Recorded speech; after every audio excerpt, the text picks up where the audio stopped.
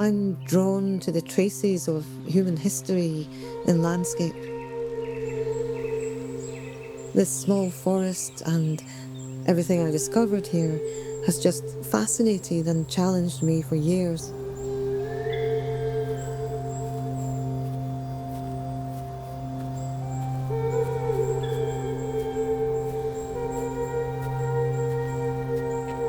This ruined friary speaks of the past and it also speaks of division. And this stone effigy of a Crusader speaks of a history that's completely alien to us now.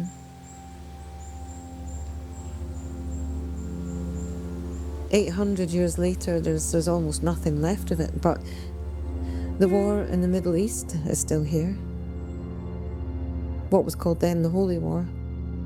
This tragic war is still here. Now.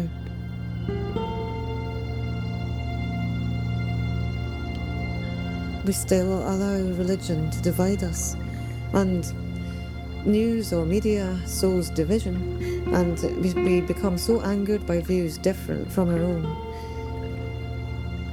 When I come here, I want to learn from this place, the past, and this forest, this place.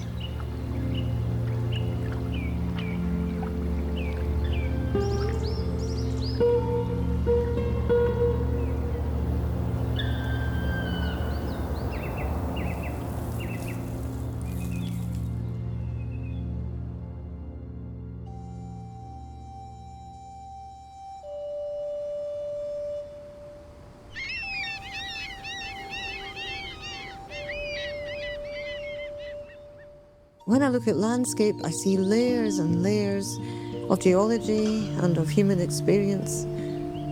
I find traces of human culture and traces of the past really compelling and meaningful as an artist. I mean, I don't seek intellectual understanding so much of what I experience, but it's more a holistic understanding. Aberlady is on the coastline, less than 20 miles from Edinburgh. We used to go here in summer when I was a girl.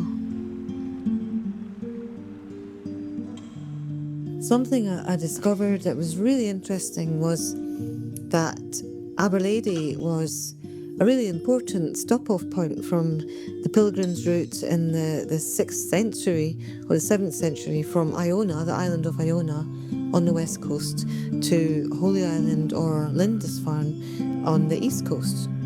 I think they found a stone cross which was very similar to the crosses found on Iona of that time, when they were on Iona.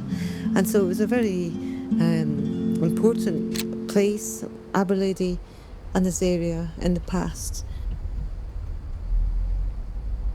So it was 2020 and, during lockdown, just the beginning, and I came to stay in Aberlady and just for a few days. And that's when I discovered this ruined Carmelite friary in the forest nearby.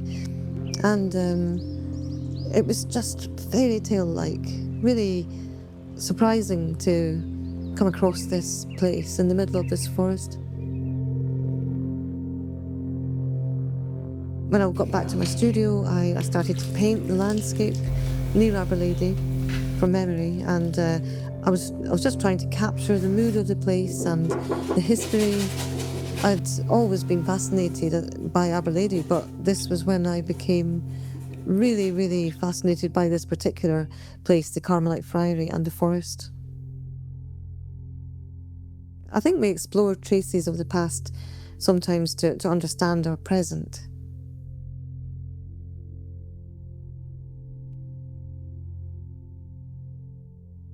When I look at this sculpture, I want to go deeper than my surface understanding or the ideology of our times.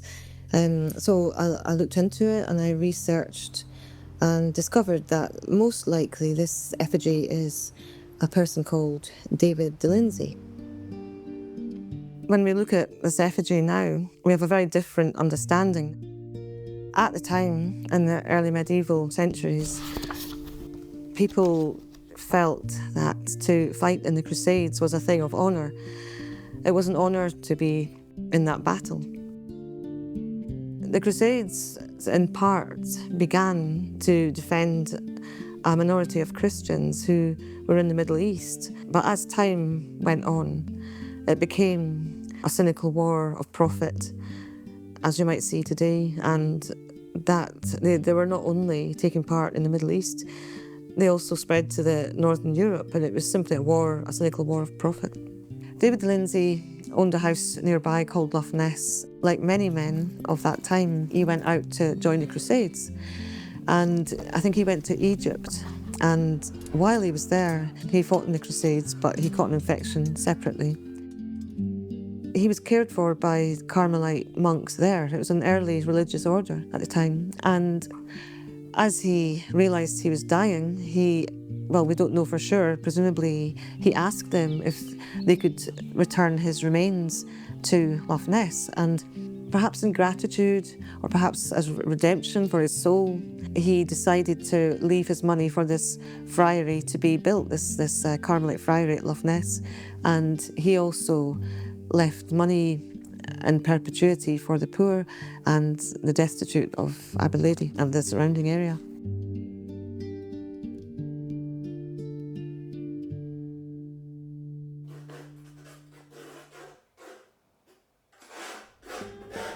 So thinking about David de Lindsay, I began to imagine the journey of a kind of war-traumatised psyche. I was painting the figure of the Crusader itself and the idea of this spirit returning in imagination. And unfortunately, some people were really offended that I'd explored the imagery of a Crusader in this friary. I realised that that's because the Crusader image, which was in its day a symbol of courage or honour, even spiritual aspiration in those days, well, it's now been unfortunately appropriated by people with destructive beliefs, such as white supremacist groups. And also for some people, the Crusades and, well, just this ruined friary represent white Christian privilege. And these themes are so contentious. I just came to an absolute standstill. It was very difficult to know how to show what I wanted to show. Frankly, I just stopped painting.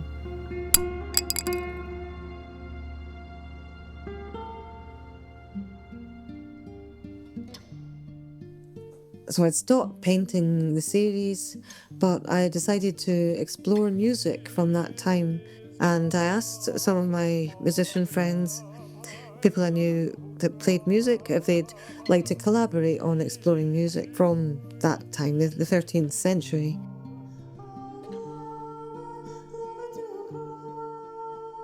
I've always brought a collaborative element to projects because I think collaborations bring new ideas.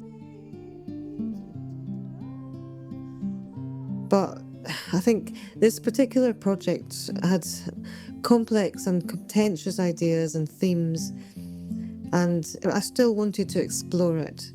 And so I knew that there were two people I really wanted to discuss these themes with, and that was Richard Demarco and Terry Ann Newman. Richard Demarco is an arts impresario whose belief is that the arts and cultural dialogue can be healing, and particularly between war-torn countries.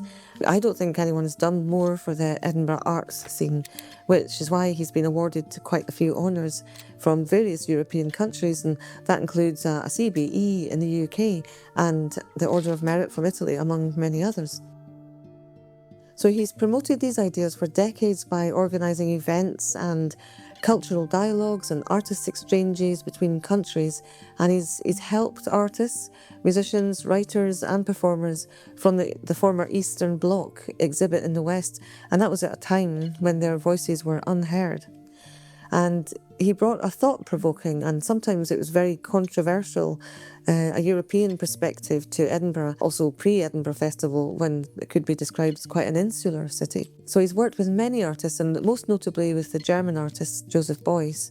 Beuys echoed Demarco's conviction that creative dialogue might heal the war-traumatised psyche of post-war Europe. And so I thought, well, who better to discuss these ideas with? And Of course, when I mentioned the Carmelite friary, Richard immediately shouted, "Why haven't I already seen this place?" As he's very much interested in the traces of human history and landscape.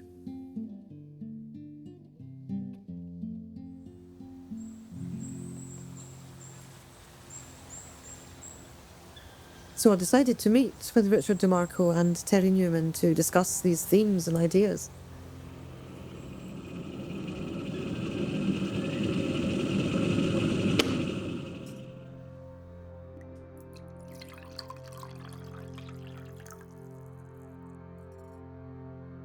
Well, I can't believe.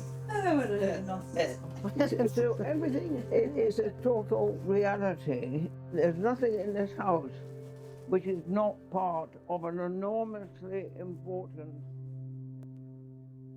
I'd like you to talk about, at some point, the road to Mikelsegi, this concept of, it's not, as you said, a product. Art's not a product. It's an ability. It's a gift, and it's to do with the relationships between us. And my relationship with you is, certainly one of the most important in my life. You've inspired me to create some of my best. Yeah, but can I ask you one question? Yeah. You gave me a great gift when you asked me to experience something that has excited you, which was the image in the middle of a piece of woodland, on a bright summer's day. It was one of the greatest gifts that I've ever received, because it summed up the world of Islam, and the fact that the human being who lay down as a piece of sculpture, it wasn't the body. Yeah, it's an effigy. Yeah. It was the effigy, okay? But he had taken the trouble to actually either ride on a horse or probably walk all the way to Jerusalem, to Palestine, to that part of the world which is now causing such sadness. Every time we turn on television and we see the absolute willful destruction of the way of life of the Palestinian Islamic people, the children, the mothers, the sisters, the husbands, the destruction of families. There's nothing probably more confusing for us, because the people bringing this about were, and during my life, the people who were incinerated in the gas chambers. I'm talking about the imagery of Auschwitz. Yeah. And why did I take all my students over many, many years, including Terry Newman, to Auschwitz? Because I thought we should face the extraordinary violence and terrifying, unbelievable capacity of human beings to kill their own for religious reasons. I wanted to emphasize the importance of this visit because I didn't want it to be separated from something called the Edinburgh College of Art. Because during my time at the Edinburgh College of Art, it was unthinkable that you would be asked to go to Auschwitz. You were asked to go to Florence to see nothing but art, okay? And then that meant that you weren't dealing with the reality of what human beings are capable of when they get things wrong.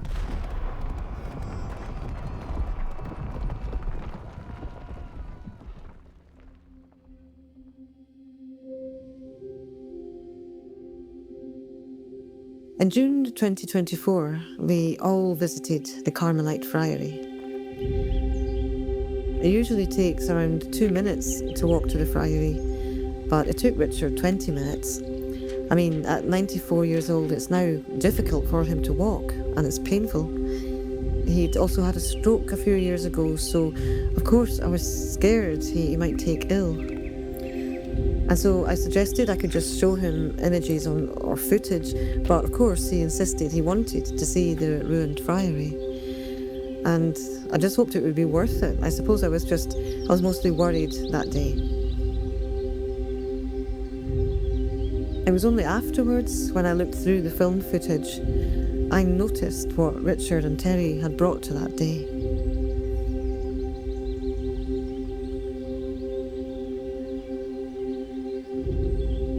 Here we are coming to a story. And that's the final step in the road. There we go. Precincts. There we go. Right, now, you're in the church now. Oh my God. There you go. Stay as made. Oof. We'll get this seat. Oh God. There it is. Oh my God. Isn't that fascinating? Oh my God. Have you ever seen anything so beautiful, Terry? Let's go up and say hello to David de Lindsay's effigy.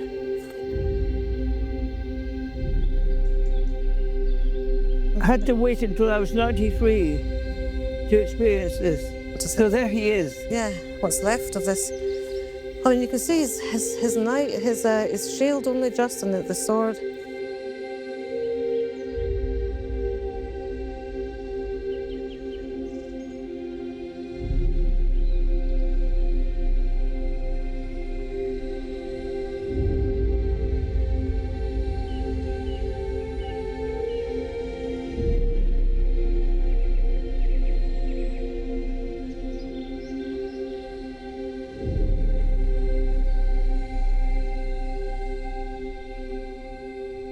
Later on, Richard and Terry were talking about a book. It was an anonymous work. I think it was from the 14th century, and it's called The Cloud of Unknowing. And the book advises us to seek God or spiritual understanding, not through the intellect, but rather to surrender oneself to the mystery of the cloud of unknowing. This contemplation was what Richard and Terry brought to the day. I think it echoed so much of what I've explored creatively. For example, the works of C.S. Lewis, like the medieval philosophy or understanding of a world where everything is connected, and yet we're aware of this unknowing, this mystery. And so we can't function solely on an intellectual plane. And I think that leads to the entrenchment of ideas and this notion of certainty. We're not meant to shoot each other or use bombs or drones or whatever to destroy human lives. We're not meant to do that. We're not supposed to be doing that. But that's what's happening now. And the art world goes on quite merrily, ignoring it all. So Richard and Terry, they noticed several things that had taken me a while to see. There seems to be plants drawing that. Yes. It's like a figure, isn't it? It's a figure. Two human beings together. The broken arch and what it symbolises. Terry talked about the poetry of that image, and I knew she was thinking about the Bridge of Mostar, the painting she'd created in the 1990s of the broken arch of the Bridge of Mostar in Bosnia and Herzegovina, and the fact that after the Balkans War, the local people rebuilt it. The keystone is missing from this broken arch and these ruins. And so I think, what is our keystone? An anonymous singer from the 13th century wrote, "Kind is come of love, love to crave." In other words, I suppose, we're born from love, and so love we crave. From this point, I began painting again. It made sense.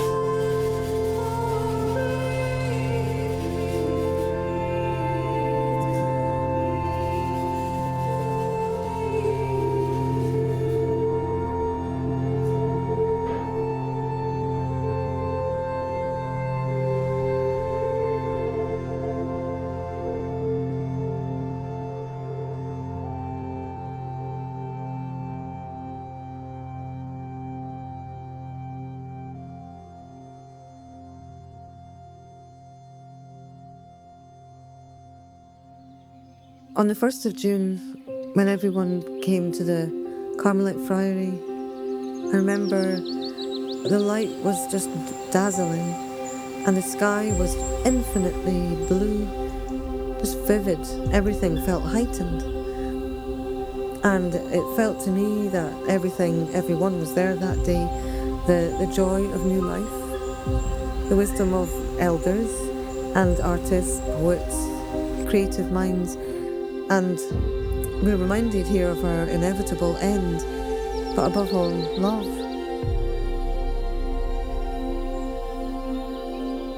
Art's always in process. It never arrives or rests somewhere resolved.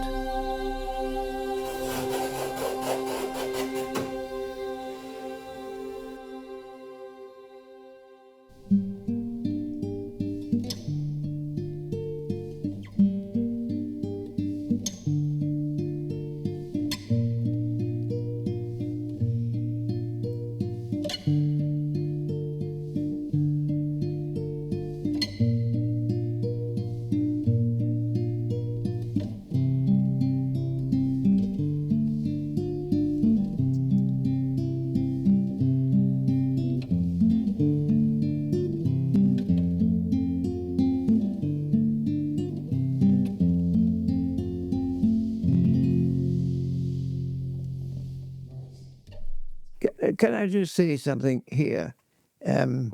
We have to somehow make a publication which is not so much a catalogue, but the story Yeah. of that afternoon. Yes.